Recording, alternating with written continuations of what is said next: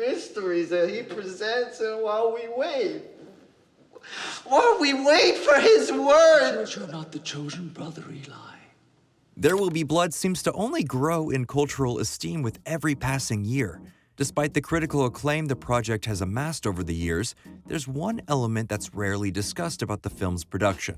The now iconic role of Pastor Eli Sunday, portrayed deftly by Paul Dano, was originally going to be someone else entirely. And in a shocking twist, this original actor was fired from the production only weeks before cameras started to roll. Before we get too deep into today's episode, please be sure to subscribe to Nerdstalgic to see more videos just like this.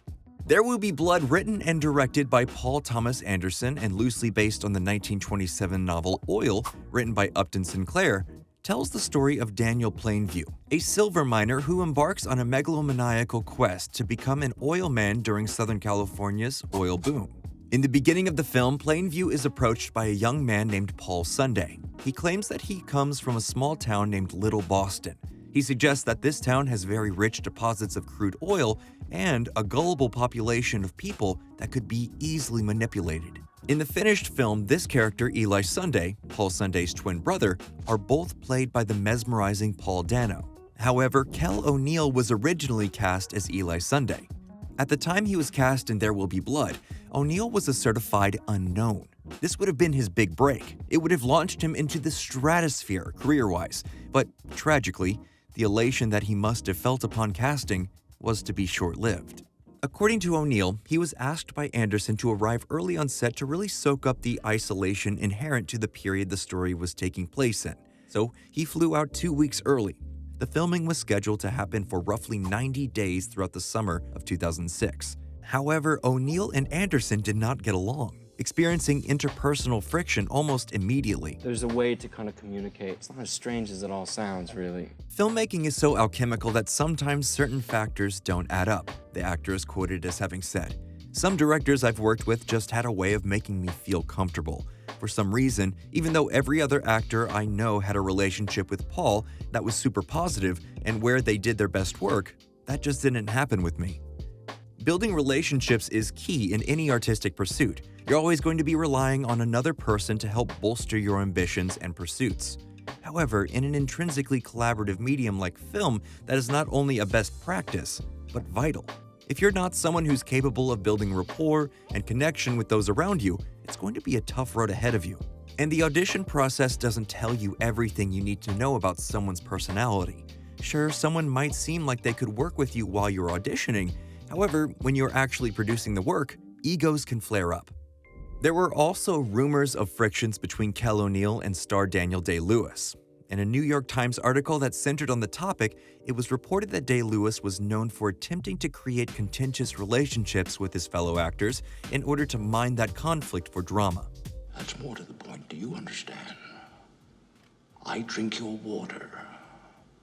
I drink it up. During Gangs of New York, he would purportedly glare at Leonardo DiCaprio when they were not filming and purposely be rude to his co-star, attempting to verbally antagonize him in order to feed off that energy while filming. Multiple people on set have said that DiCaprio did not engage with Day-Lewis and let these attempts at conflict roll off his back. However, when Day-Lewis attempted to recreate the hostility on set of There Will Be Blood, it didn't go quite as smoothly. Multiple reports said that O'Neill was buckling under the pressure from his co-lead and was causing issues behind the scenes. So what's the truth? Did Day-Lewis and O'Neill have a behind-the-scenes row? Was this pressure getting to O'Neill? No one really knows the answer for sure. Kel O'Neill denies that these frictions got to him, having been quoted in multiple places as saying Day-Lewis was very polite all throughout filming. In fact, he even went so far as to say, it gets at something that we collectively want to believe about Daniel, or anybody who is really good at what they do, that they're somehow remote from us, they're special and different, and in a way, they deserve to be held to a different set of standards because what they give to the world is so incredible. Was O'Neill just not up to the pressure of dealing with Day-Lewis? Or was his relationship with Anderson just not producing the results they needed for the finished film? It doesn't matter, because even if you upload it, it still doesn't mean that it's gonna work. When asked about it by the New York Times, Paul Thomas Anderson would only go as far as to say he just wasn't the right fit. Reading between the lines, it's pretty easy to see that there was a considerable amount of conflict on the set that no one wants to talk about. You don't fire your co-lead of the picture because of a little awkwardness. Something obviously transpired on set that no one wants to discuss, and yet, that's what Anderson and producer Joanne Seller did. They called O'Neill in for a private meeting, and the next day, he was no longer involved in the project. Liking someone as an actor is one thing, but liking them as a person, you gotta know. All right, you're going to be fun to be with for a couple years, because it's going to be a couple years at the end of the day. So now the task at hand was, how do you salvage a picture that's actively shooting, with only 2 weeks until you get to the scenes with Eli Sunday? Well, you make some phone calls and cast someone immediately. That someone? Paul Dano.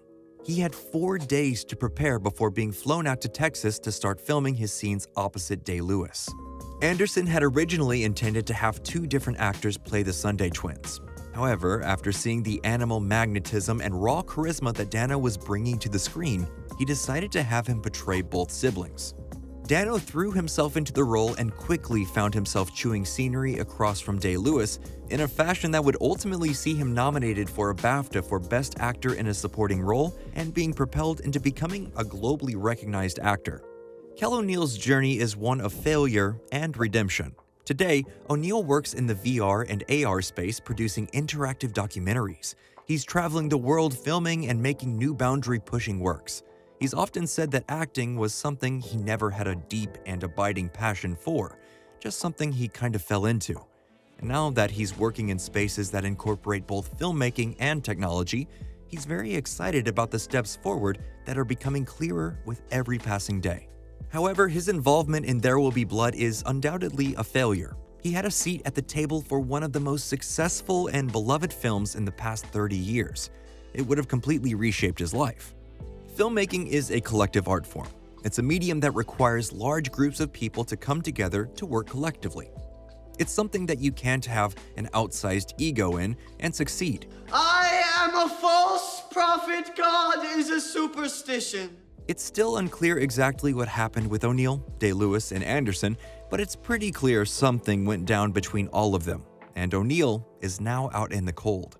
When asked by Vulture if he'd seen the finished film, he admitted he basically doesn't watch any movies past mid-career John Carpenter. He admitted to going into a GameStop at one point and seeing a few minutes of There Will Be Blood playing on one of the TVs, to which he said, "Seems like a good movie."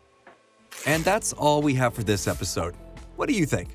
Would Kel O'Neill have been a megastar if he stayed in the film? Let us know in the comments below, and as always, like and subscribe to Nerdstalgic for more videos just like this.